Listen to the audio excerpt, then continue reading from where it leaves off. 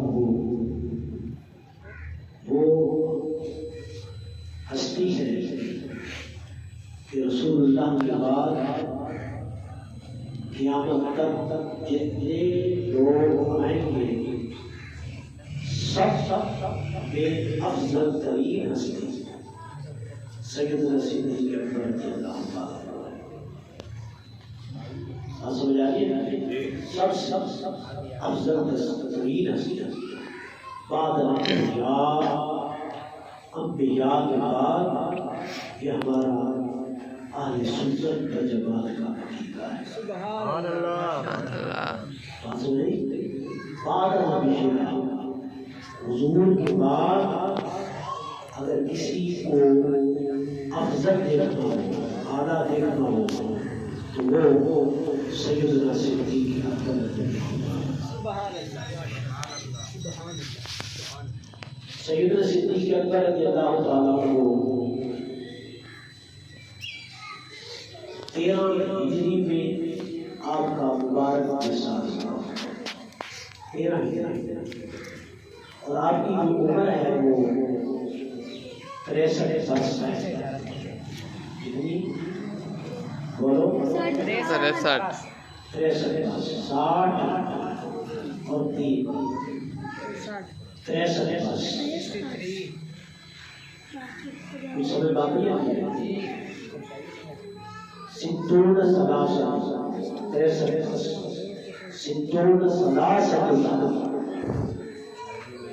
اور نبی اسلام کی عمر کی ہمارے نبی کی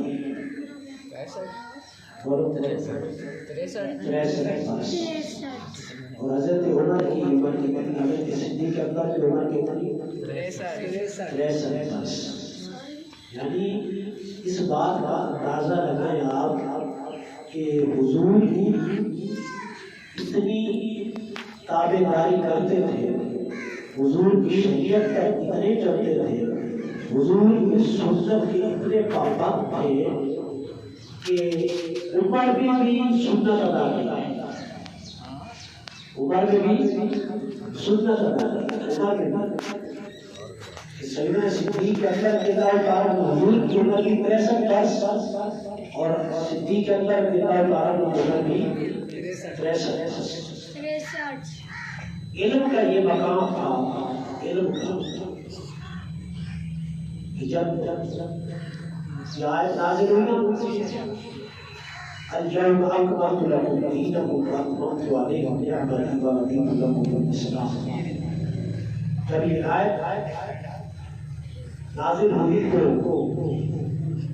سیدنا صدیق اکبر رضی اللہ تعالیٰ عنہ باقی صحابہ میری طرف متوجہ کر, باقی صحابہ جو سن کر مکمل خوش, باقی صحابہ یہ سن کر اليوم اکملت لکم, حضرت آدم علیہ السلام سے لے کر حضرت عیسیٰ علیہ السلام تک جتنے پیغمبران خدا آیا ہے, کتنے آیا ہے, کتنے نبی آیا ہے,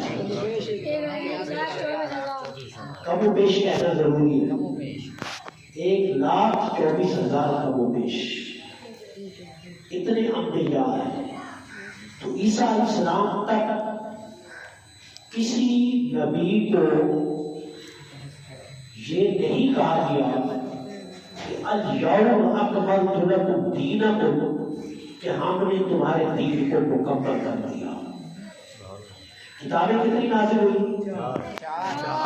313 کم و بیش 313. تو رسول کتنے ہوئے؟ 313.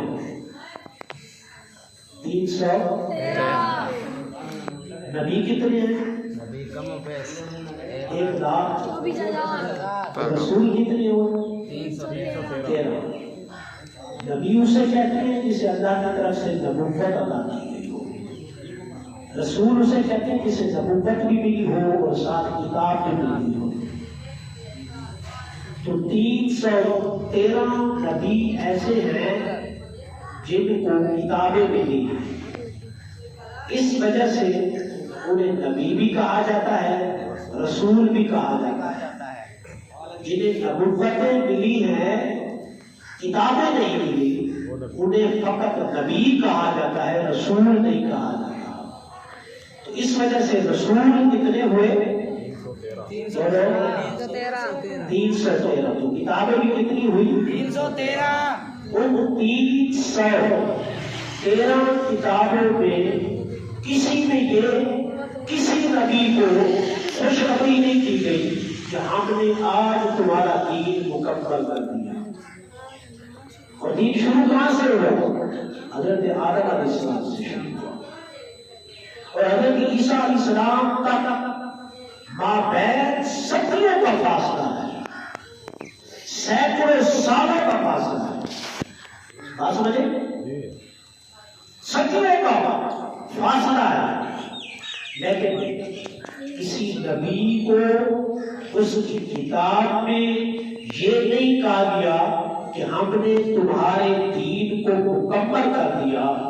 جب حضور کی باری آئی تو رب کائنات نے فرمایا آپ کے بعد تو کوئی نبی آئے گا نہیں، آپ کی کتاب کے بعد کوئی کتاب آئے گی نہیں، آپ بھی خاتم النبیین ہے اور آپ کی کتاب بھی خاتم الکتاب ہے۔ آپ کی کتاب بھی خاتم الکتاب ہے۔ تو جب یہ آیت مبارکہ نازل ہوئی اليوم اکملت لکم دینکم، تو سارے صحابہ جشن منانے لگے، خوش ہونے لگے، مٹھائیاں بانٹنے لگے، ایک دوسرے کو مبارکباد دینے لگے، سب کی چہروں پر خوشی کے تاثرات کی علامتیں تھیں، سب کے چہرے خوشی سے چمک رہے تھے، مگر سیدنا صدیق اکبر رو رہے تھے۔ سیدنا صدیق اکبر رو رہے تھے، سب کے چہرے چمک رہے تھے اور سیدنا صدیق اکبر رو رہے تھے۔ تو کسی نے پوچھا کہ سارے صحابہ میری طرف کا جو سارے صحابہ خوشی منا رہے ہیں اور آپ کیوں رو رہے ہیں؟ رونے کی وجہ کیا ہے؟ آپ نے فرمایا تم نے سمجھا ہی نہیں کہ رسول اللہ صلی اللہ علیہ وسلم نے کیا فرمایا، تم نے سمجھا ہی نہیں کہ میرے نبی نے کیا فرمایا۔ آج میرے نبی نے اشارہ کر دیا ہے کہ جس مشن کو لے کر آیا تھا وہ آج مشن مکمل ہو گیا ہے اور میرے جانے کا وقت ہو گیا، اس ظاہری دنیا سے جانے کا وقت ہو گیا ہے، آج دین مکمل ہو گیا، میرا مشن ختم ہو گیا، میرا کام مکمل ہو گیا۔ جس مشن کے لیے رب کائنات نے مجھے بھیجا تھا آج وہ میرا مشن مکمل ہو گیا ہے۔ تو یہ آیت بتاتی ہے اب رسول اللہ ظاہری طور پر اس دنیا میں نہیں رہیں گے، آپ پردہ فرما جائیں گے، آپ وصال کر جائیں گے۔ تو آج سے جدائی کا وقت آ گیا جو ہم کبھی برداشت نہیں کر سکتے، یار سے جدا ہونے کا وقت آ گیا، جدائی کا وقت آ گیا ہے۔ اس وجہ سے رو رہا ہوں کہ عنقریب میرا نبی اور ہمارا نبی ہم سے جدا ہو جائے گا۔ جس چہرہ مبارک کی دن میں 5 مرتبہ زیارت کرتے تھے، راتوں میں بستروں پر نیند نہیں آتی، کروٹیں بدل بدل کر راتیں گزارتے تھے کہ کب حضرت بلال اذان دیں گے، مسجد میں جائیں گے اور سب سے پہلے چہرہ مصطفیٰ کی زیارت کریں گے۔ اور آج ہمیں اشارہ مل گیا ہے کہ عنقریب جو ظاہری طور پر دنیا میں سورج طلوع ہوا تھا، عنقریب ظاہری طور پر وہ سورج دنیا سے غروب ہو جائے گا، ہم ظاہری طور پر دیدار مصطفیٰ سے محروم ہو جائیں گے۔ اس مجمع میں حضرت علی بھی تھے، اس مجمع میں حضرت عثمان بھی تھے، اس مجمع میں حضرت عمر بھی تھے، اس مجمع میں حضرت عبداللہ ابن مسعود جنہیں حضور کی پوری امت کا مفتی اعظم کہا جاتا ہے وہ بھی تھے، بڑے بڑے اجل صحابہ عبداللہ ابن عباس رضی اللہ تعالیٰ عنہ جنہیں مفسر قرآن کہا جاتا ہے وہ بھی تھے، حضرت ابو موسیٰ اشعری رضی اللہ تعالیٰ عنہ جنہیں مجتہد فی الدین کہا جاتا ہے وہ بھی موجود تھے، بڑے بڑے علماء مشائخ علم کی گہرائیوں پر پہنچنے والے وہ سب موجود تھے، مگر اس آیت کو سنا تو سب نے مگر راز تک نہ پہنچ سکے، راز تک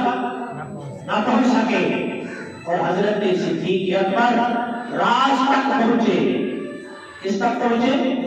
راز تک پہنچے، باقیوں نے یہ سمجھا کہ دین مکمل ہو گیا، سب کو خوشی ہوئی، آپ نے یہ سمجھا کہ دین تو مکمل ہو گیا، یہ خوشی اپنی جگہ پر، اس کے ساتھ ساتھ اللہ نے اپنے یار کو اپنے پاس بلانے کا بھی فیصلہ کر دیا۔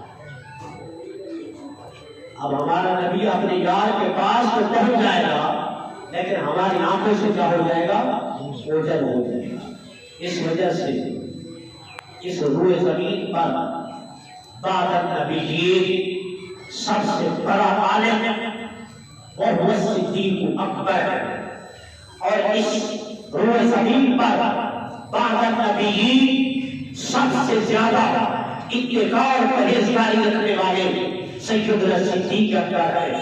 بعد النبیین اس کائنات میں سب سے نیکیوں میں سبق کا سبقت کرنے والے وہ صدیق اکبر، وہ صدیق اکبر۔ کچھ بات سمجھ آئی؟ اس لیے آپ لوگ ذہن میں رکھو، حضور کے بعد پہلے خلیفہ کون ہے؟ دوسرے خلیفہ کون ہے؟ تیسرے خلیفہ کون ہے؟ چوتھے خلیفہ کون ہے؟ حضرت علی رضی اللہ عنہ۔ علم حضرت علی کا بھی کام نہیں ہے، بات سمجھ آ گئی؟ وہ اپنی جگہ پر تھا اور صدیق اکبر اپنی جگہ پر تھے۔ آخری بات بتا دوں، حضرت علی نے فرمایا، یاد رکھنا بات سے یہ بات توجہ سے سنو، حضرت علی نے فرمایا جبرائیل نبی کے پاس جب وحی لے کر آتا ہے تو ایک دفعہ آتا ہے اور میرے پاس 2 مرتبہ آتا ہے۔ بات سمجھ؟ دوبارہ بتاؤ ساجی۔ جبرائیل جب وحی لے کر آتا ہے نبی کے پاس تو صرف ایک بار آتا ہے اور میرے پاس 2 بار آتا ہے، یعنی جبرائیل جب بھی زمین پر آئے حکم دے کر تو حضور کے پاس اور میرے پاس، حضور کی بارگاہ میں حاضری اور میرے پاس، فتویٰ لگانے والے تو ہر دور میں ہوتے ہیں، فتویٰ لگانے والے ہر دور میں ہوتے ہیں، ہر دور میں ہوتے ہیں۔ تو ایک پوری جماعت حضور کی بارگاہ میں پہنچی تو عرض کرنے لگی، یا رسول اللہ، علی نے بڑا عجیب دعویٰ کر لیا کہ جبرائیل آپ کے پاس جب آتا ہے تو ایک بار آتا ہے اور میرے پاس 2 بار آتا ہے، آپ کے پاس ایک مرتبہ حاضری لگاتا ہے اور میرے پاس 2 مرتبہ۔ یہ سمجھ نہیں ہے، جس کی سمجھ میں آتا رہتا ہے۔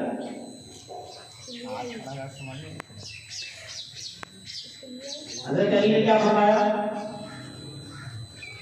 جبرائیل جب حضور کے پاس آتی ہیں تو ایک مرتبہ اور میرے پاس 2 مرتبہ۔ اب جس کی سمجھ میں آتا رہتا ہے، سب کی سمجھ میں آیا؟ حضور نے حضرت علی کو بلایا، ڈاکٹر سے پوچھا یہ کیا کہہ رہے ہیں، یہ کیا کہہ رہے ہیں؟ آپ نے فرمایا یہی بتا دو۔ حضور نے فرمایا کیا کہہ رہے ہو، کیا شکایت ہے؟ یہ علی نے دعویٰ کیا کہ جبرائیل میرے پاس 2 بار آتا ہے اور نبی کے پاس 1 دفعہ۔ تو نے کہا ہے علی؟ فرمایا میں نے کہا ہے، کیا ہے۔ فرمایا میں نے ان کو سمجھاؤ، یا رسول اللہ آپ نے نہیں کہا انا مدینہ العلم، انا مدینہ العلم وعلی بابها، وعلی بابها۔ یا رسول اللہ آپ نے تو فرمایا ہے کہ میں علم کا شہر ہوں اور علی علم کا دروازہ ہے۔ میں علم کا شہر ہوں اور علی علم کا دروازہ ہے۔ میں علم کا شہر ہوں اور علی علم کا دروازہ ہے۔ تو ظاہر بات ہے جب جبرائیل آتا ہے تو اس دروازے سے گزر کر ہی آئے گا نا۔ میں تو دروازہ ہوں، میں تو جب بھی آئے گا تو اس دروازے سے آئے گا نا، اور جب جائے گا ہمارے مسجد میں بیٹھے کدھر سے آئے، اور جب جائیں گے بیٹھے تو 1 مرتبہ، اور دروازے سے کتنی بار گزرے، 1 مرتبہ آتے ہوئے اور 1 مرتبہ جاتے ہوئے۔ عرض کیا رسول اللہ آپ نے تو فرمایا ہے انا مدینہ العلم وعلی بابها کہ میں علم کا شہر ہوں، علی اس کا دروازہ ہے۔ تو جبرائیل جب بھی آئے گا اس دروازے سے گزر کر جائے گا، اور جب واپسی جائے گا تو پھر بھی میں نے اس وجہ سے کہا ہے کہ رسول اللہ کی بارگاہ میں 1 مرتبہ حاضری اور میرے پاس آتا ہے تو یہاں سے گزر کر جاتا ہے اور جاتا ہے تو یہاں سے۔ حضور نے دیکھا، حضور نے فرمایا بتاؤ علی نے سچ کہا؟ انہوں نے کہا یہ بات تو بالکل علی کی ٹھیک ہے، یہ تو ٹھیک ہے۔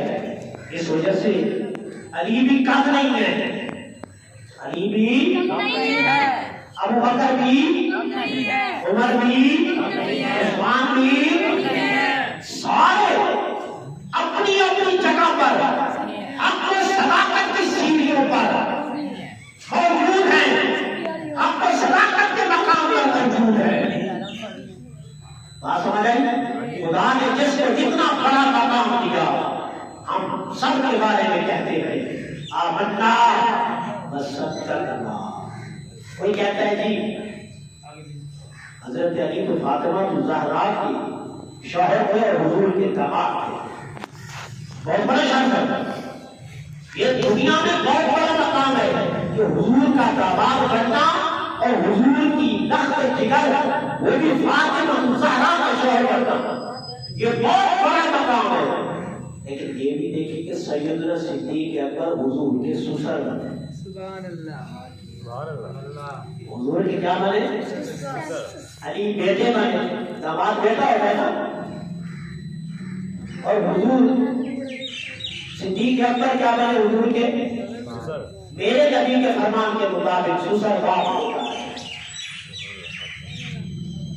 میرے نبی کے فرمان کے مطابق سسر کیا ہوتا ہے؟ باپ ہوتا ہے۔ حضور نے بولا دنیا میں تمہارے 3 والد ہیں، ایک وہ جس کی پشت سے آئے ہو، ایک وہ جس نے تمہیں تعلیم دی ہے، ایک وہ جس نے تمہیں بیٹی دی ہے۔ تو بتاؤ سسر کا مقام بڑا ہوتا ہے یا داماد کا مقام بڑا ہوتا ہے؟ سسر کا بڑا ہوتا ہے، وہ تو باپ کے درجے میں آتا ہے۔ آنکھیں بند نہیں کرنی چاہیے، آنکھیں کھلی رکھنی چاہیے، اور ایک آنکھ کھلی اور دوسری بند نہیں رکھنی چاہیے۔ یہ نظر آئے کہ علی حضور کے داماد تھے اور یہ نظر نہ آئے حضرت ابو بکر سسر، دونوں طرف دیکھنا چاہیے۔ بات سمجھے؟ اللہ نے جو جس کو مقام دیا ہم سب کے مقام آئے، جو فضیلت جزویت طور پر حضرت علی کو ملی ہے وہ صدیق اکبر کو نہیں ملی، جو صدیق اکبر کو ملی ہے وہ علی کو نہیں ملی، جزوی طور پر اور کلی طور پر تمام صحابہ سے افضل ترین ہستی وہ سیدنا صدیق اکبر۔ یہ ہمارا اہل سنت کا جماعت کا عقیدہ ہے. اللہ ہمیں سمجھنے کی توفیق عطا فرمائے.